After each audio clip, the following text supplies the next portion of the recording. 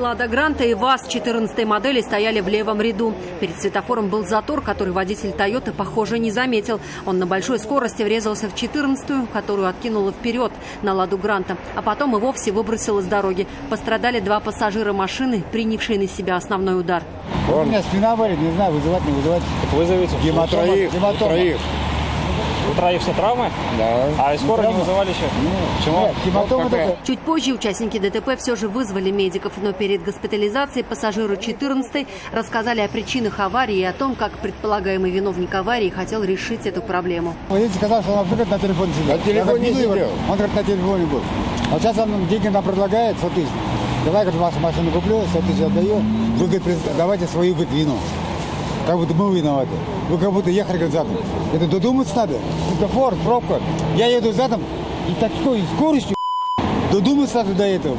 Он у нас переднее сиденье, назад ушли, мы сзади сидели, зажало, ноги зажало. Автоинспекторы, приехавшие на место ДТП, также пришли к мнению, что виновником аварии является 30-летний водитель иномарки. Юлия Гоголева, Айрат Назипов, Константин Бушуев, вызов 112.